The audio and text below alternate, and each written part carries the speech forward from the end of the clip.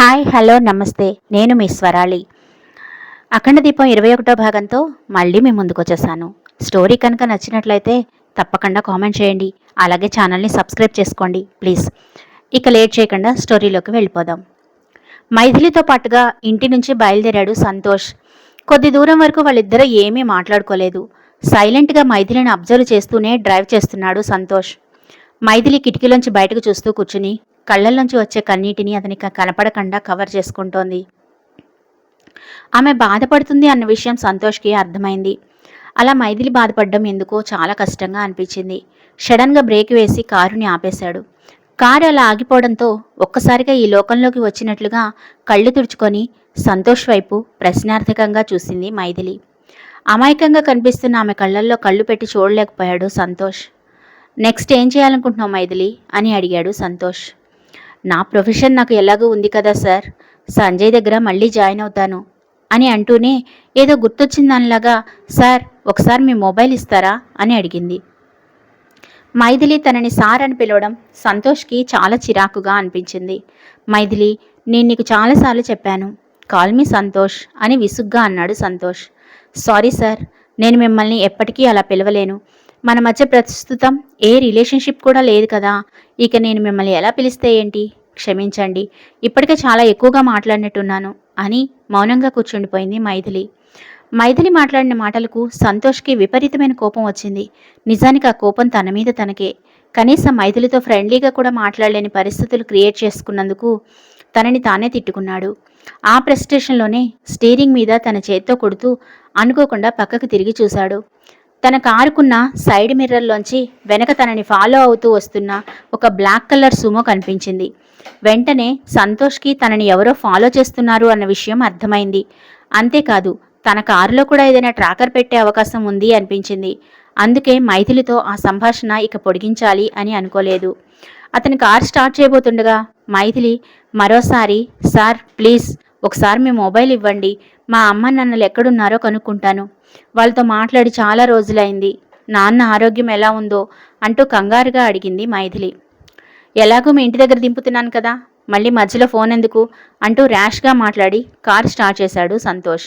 Santosh behaviour చూసి మైథిలికి చాలా బాధగా అనిపించింది.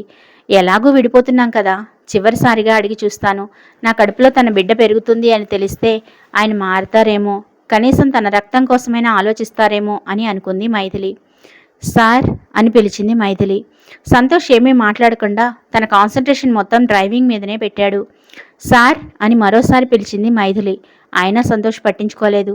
సంతోష్ ప్లీజ్ ఒక్కసారి కారు ఆపండి, నేను మీతో కొంచెం మాట్లాడాలి అని అన్నది మైథిలి.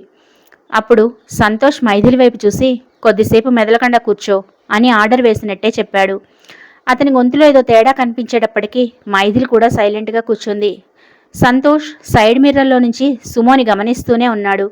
కావాలని కారుకి ఏదో ట్రబుల్ వచ్చినట్లుగా సైడ్కి ఆపి కారులోంచి కిందకు దిగి ఒక ఫోన్ మాట్లాడి మళ్ళీ వెళ్ళి కారులో కూర్చున్నాడు. అదంతా వెనక సుమోలో ఉన్న వాళ్ళు గమనిస్తూనే ఉన్నారు. నిజానికి వాళ్ళని భువనేశ్వరీదేవి అరేంజ్ చేసింది. వాళ్ళ కళ్ళు కప్పి ఇప్పుడు మైథిలిని అనసూయమ్మ ఇంటికి ఎలా తీసుకెళ్లాలా అని ఆలోచించాడు సంతోష్.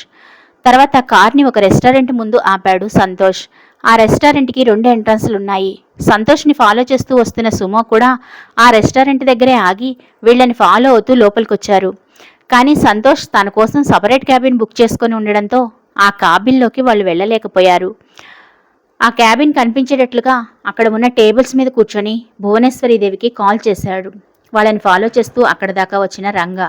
నిజానికి భువనేశ్వరీదేవి ఆ రంగాని అతని వెనుక పంపించడానికి కారణం మైథిలిని వదిలి సంతోష్ రాగానే మైథిలిని చంపేయమని అతనికి ఆర్డర్స్ పాస్ చేసింది భువనేశ్వరీదేవి. అందుకే రంగా వాళ్ళని ఫాలో అవుతూ అక్కడ దాకా వచ్చాడు. సంతోష్ మైథిలిని తీసుకొని క్యాబిన్లోకి వెళ్ళగానే రంగా భువనేశ్వరీదేవికి కాల్ చేశాడు. హలో రంగా, చెప్పిన పని ఎంతవరకు వచ్చింది అని గంభీరంగా అడిగింది భువనేశ్వరీదేవి. లేదు మేడం, ఆ పని మీదనే ఉన్నాను. వాళ్ళిద్దరూ ఒక రెస్టారెంట్ దగ్గర ఆగారు. సపరేట్ క్యాబిన్లో కూడా వెళ్లారు. వాళ్ళనే ఫాలో చేస్తూ వచ్చాను. పని అవ్వగానే మీకు అప్డేట్ చేస్తాను అని చెప్పాడు రంగా. మీ మీద ఏమైనా అనుమానం వచ్చిందా? ఇంటికి తీసుకెళ్తానని చెప్పినవాడు రెస్టారెంట్కి ఎందుకు వెళ్ళాడు? వాడికి ఏదైనా అనుమానం వచ్చిందంటే చాలా ప్రాబ్లం అవుతుంది రంగా. ఎట్టి పరిస్థితుల్లోనూ వాడికి అనుమానం రాకూడదు అని సీరియస్గా చెప్పింది భువనేశ్వరీదేవి. ఇప్పటి వరకైతే మా మీద అనుమానం వచ్చినట్లుగా ఏమీ అనిపించటం లేదు మేడం. ఒకవేళ అలాంటిది ఏమైనా అనిపిస్తే నేను వెంటనే మీకు ఇన్ఫార్మ్ చేస్తాను అని అన్నాడు రంగా. సరే సరే, జాగ్రత్తగా అబ్జర్వ్ చేస్తూ ఉండండి. కాకపోతే ఇంకొక విషయం, పదే పదే నాకు ఫోన్లు చేయొద్దు. ఒకవేళ చేయాల్సి వచ్చినా ఒకే నెంబర్ నుంచి అస్సలు చేయొద్దు అని ఇన్స్ట్రక్షన్స్ పాస్ చేసింది భువనేశ్వరీదేవి. సరే మేడం, అలాగే ఉంటాను అని చెప్పి ఫోన్ పెట్టేశాడు రంగా. రంగాతో మాట్లాడి ఫోన్ పెట్టేయగానే సరయు భువనేశ్వరీదేవి దగ్గరికి వచ్చి, ఏమైందంతా? ఏమంటున్నాడు వాడు? నువ్వు చెప్పిన పని పూర్తయిందా అని ఉత్సాహంగా అడిగింది. ఏంటి పూర్తయ్యేది? వాడు దాన్ని తీసుకొని ఏదో రెస్టారెంట్కి వెళ్ళాడట. వాడికి దాని మీద ఏమైనా సాఫ్ట్ కార్నర్ ఉందేమోనని నాకు డౌట్గా ఉంది. ఒకవేళ అదే గనక జరిగితే నువ్వు నేను ఇద్దరం చిప్పకూడు తినడమే అని విసుగ్గా అన్నది భువనేశ్వరీదేవి. నువ్వన్నది కూడా నిజమే, కానీ ఇందాక కారులో మనం పెట్టిన మైక్రోఫోన్లో వాళ్ళ మధ్య కాన్వర్సేషన్ అంతా విన్నాం కదా. ఎక్కడా సంతోష్ మైథిలి మీద ఇంట్రెస్ట్ చూపిస్తున్నట్టుగా మాట్లాడలేదు కదా. సో మనం రిలాక్స్గా ఉండొచ్చత్తా. ఆ మైథిలి అడ్డు మనకి ఈ రోజుతో తొలగిపోయినట్లే అని చాలా రిలాక్సింగ్గా కూర్చుంటూ అన్నది సరియు. అసలు నువ్వే సరిగా ఉంటే మనకి ఈ బాధలన్నీ ఉండేవి కాదు. ఇన్ని రోజుల నుంచి అబ్జర్వ్ చేస్తున్నావు, వాడిని అట్రాక్ట్ చేయలేకపోయావు. నువ్వే కనుక వాడిని గుప్పెట్లో పెట్టుకొని ఉంటే ఈరోజు మనకి పరిస్థితి వచ్చి ఉండేది కాదు అని విసుగ్గా అన్నది భువనేశ్వరీదేవి. అబ్బో, నన్నంటున్నావు కానీ నువ్వు ఏమాత్రం భూపతి మామయ్యని నీ గ్రిఫ్లో పెట్టుకున్నావు? అది చేతకాకే కదా అతన్ని మంచంలో పడేశావు. ఆ తర్వాత ఆ వీరేంద్రతో అంటూ సగంలోనే తన అనాళ్ళకి అనుకున్న మాటని ఆపేసింది సరియు. సరియు, నీకు చాలాసార్లు చెప్పాను వాడి పేరు ఇంట్లో ఎత్తద్దు అని. నీకు చెప్తే అర్థం కావడం లేదా? ఎవరైనా విన్నారంటే అది ఎంత ప్రమాదమో తెలుసా అని కోపంగా అన్నది భువనేశ్వరీదేవి. ఎవరు వింటారులే అత్త, మామయ్య ఎలాగో ఆ గది దాటి బయటికి రాడు. ఇక పని వాళ్ళంటావా, వాళ్ళకి మనల్ని గురించి మాట్లాడే అంత ధైర్యమే లేదు అని తేలిగ్గా తీసుకుంటూ అన్నది సరియు. అవును సరియు, నువ్వంటే నాకు గుర్తొచ్చింది. పొద్దున్నుంచి మీ మామయ్య, అతని అసిస్టెంట్ బాలు ఇద్దరూ కనిపించడం లేదు. ఒకవేళ ఏమైనా అయ్యి పోయాడా ఏంటి? ఒకవేళ వాడు పోయినా ఆ అసిస్టెంట్ బాలుగడు అటు ఇటు తిరుగుతూ ఉంటాడు కదా, ఏమై ఉంటుంది అని అనుకుంటూ భూపతి గదిలోకి వెళ్ళింది భువనేశ్వరీదేవి. ఆమె వెనకాలే ఆమెను అనుసరిస్తూ వెళ్ళింది సరియు. అక్కడికి వెళ్ళగానే భూపతి పడుకునే మంచం దగ్గర ఒక పేపర్ పెట్టి ఉంది. ఆ పేపర్ చదవగానే భువనేశ్వరీదేవి టెన్షన్తో బిగుసుకుపోయి నిలబడిపోయింది.